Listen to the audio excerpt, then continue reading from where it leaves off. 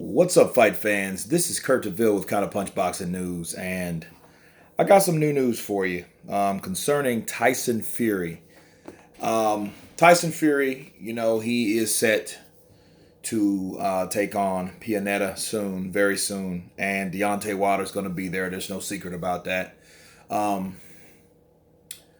since the fight is so close, I want to talk to you about the strategies of Tyson Fury. You know, known strategies. And when I mean strategies, I mean all strategies, inside and outside the ring, right? I'm going to start with his outside strategies, then we're going to move inside with his strategies, okay? Outside strategies, it starts always on the outside, the negotiation, the hype, the talks, the build up.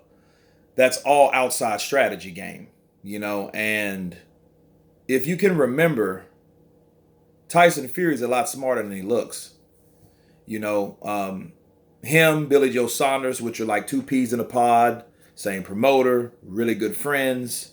They support each other. They do the same thing. They play mind games. They talk a lot of smack. You know what I mean? They lay it on real thick with the vocals, right? You guys got to think about it. Tyson Fury has started mind games a couple years ago. This fight is in fruition because the seed was planted years ago.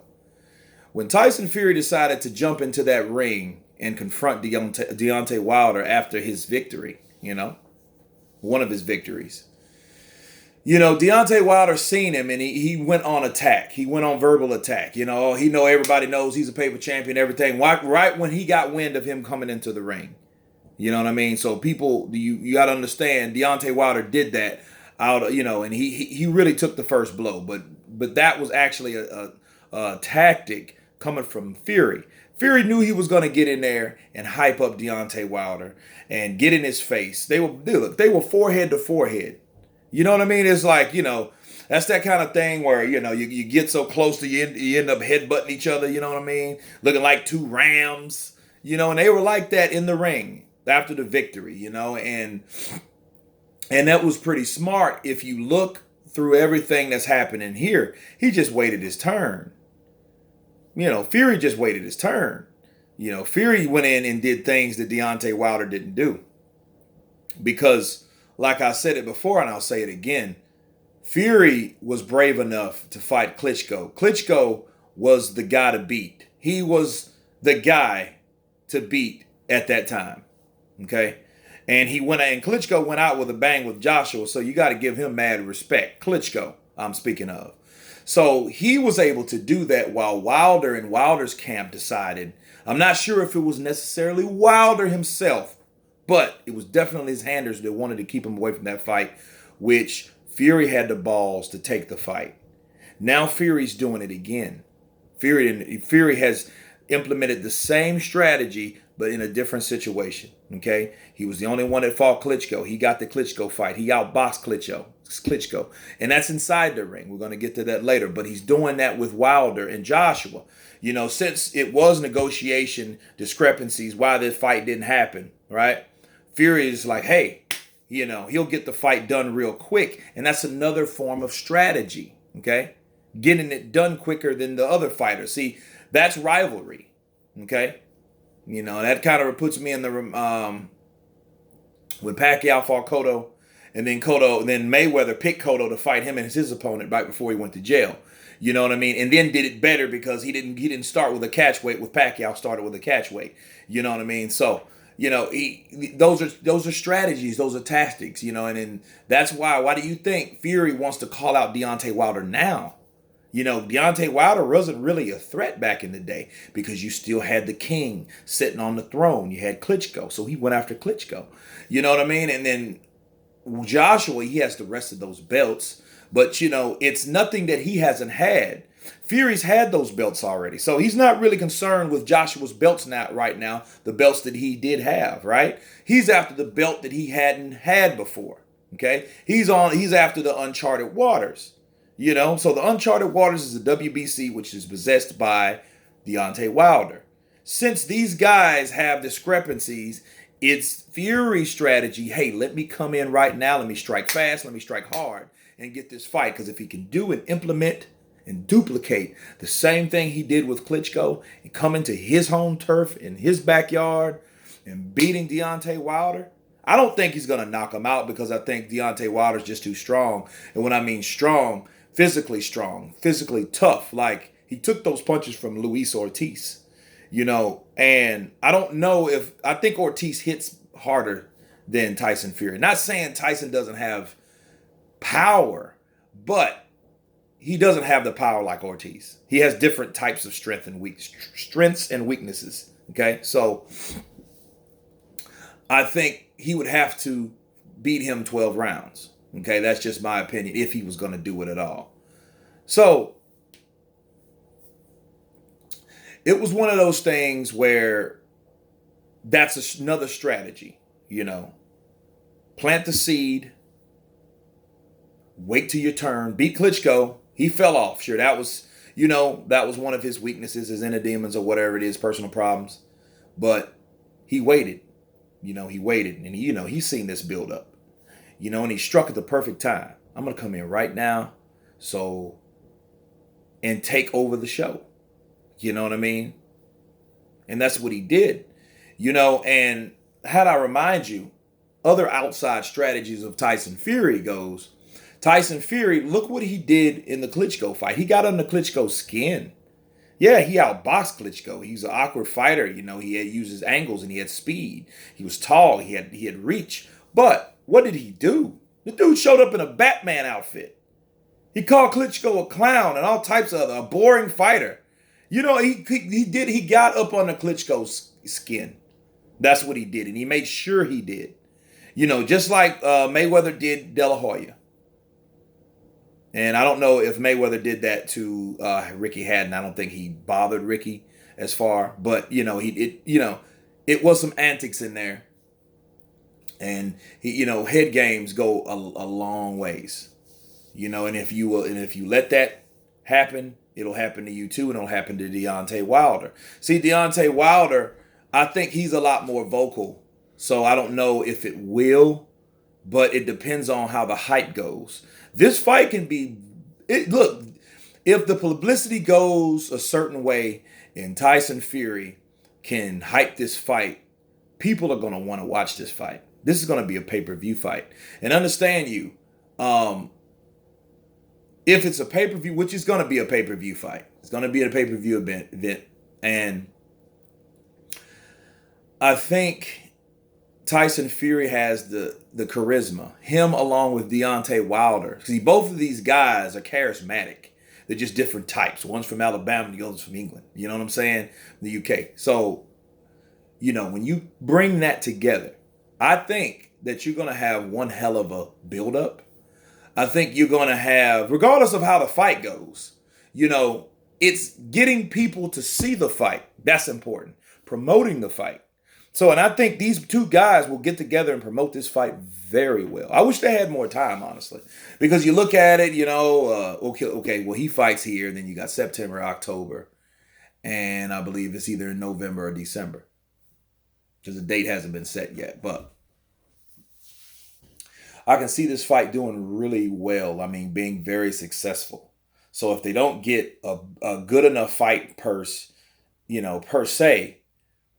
they can make a lot of money from that gate if it does well. And if it's anywhere close, they're going to have a rematch. You know what I'm saying? So that's what you'll see. And I know that's the strategy that Tyson Fury is not only putting to Deontay Wilder, because he's going to come, what is it? I'm going to knock your spark out. He's going to talk a lot of stuff. There's going to be a lot of build up. You got two tall guys. They're going to be in each other's face. They're going to be spitting and glaring. Going to be some pushing, some shoving. It's going to be very, very entertaining.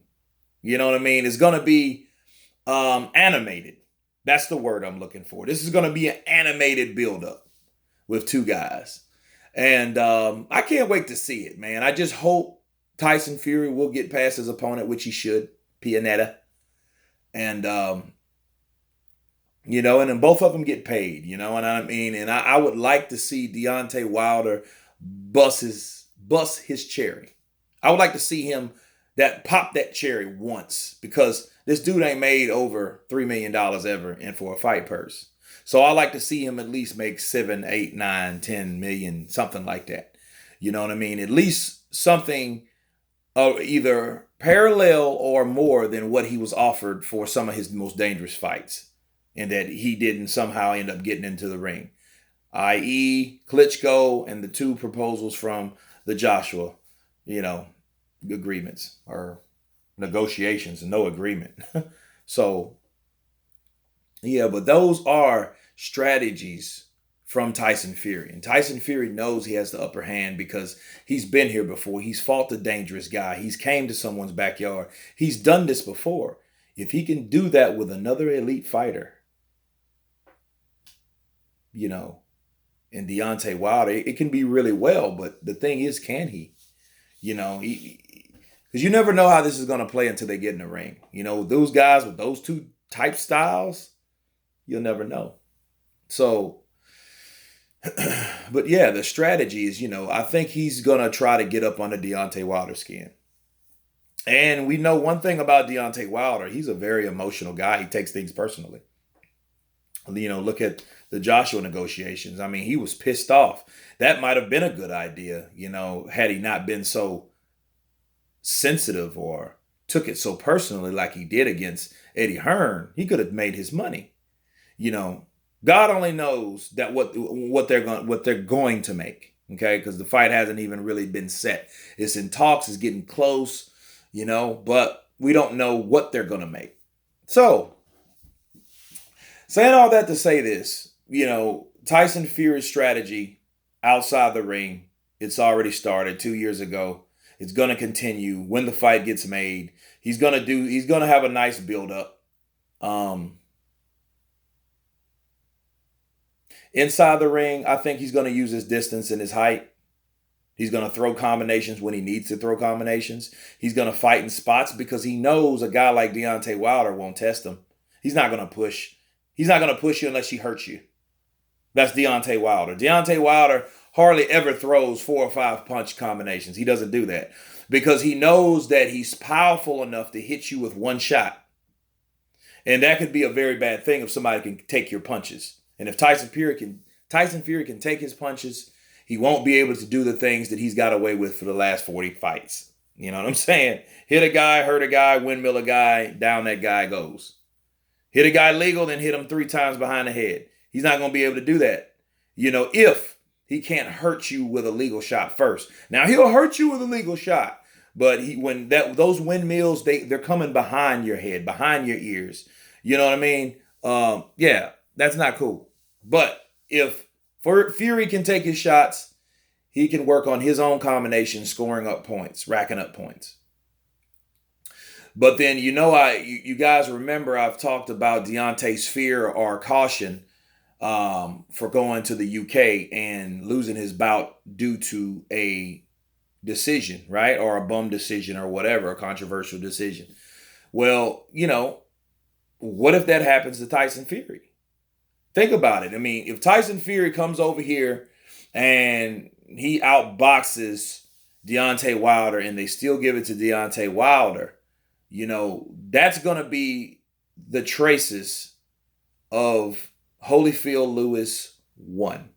That's exactly how it'll be. A guy that comes over from the UK, he's the lineal champ, which was, Lennox Lewis he had a piece of the crown, and Holyfield had another piece of the crown, and they unified. And Lewis clearly beat him, but, they gave it a draw. And that draw was like Gennady Golovkin and Canelo's first fight. You know what I mean? So Golovkin's really fortunate, and so is Holyfield, but he lost the second fight. So, but yeah, that's a lot of danger he's putting himself in to make this fight in someone's backyard where, a lot of other things that he has no control of can be against him. So, that's another thing you think about in this situation. So I think Fury's going to lay, the smackdown on real thick.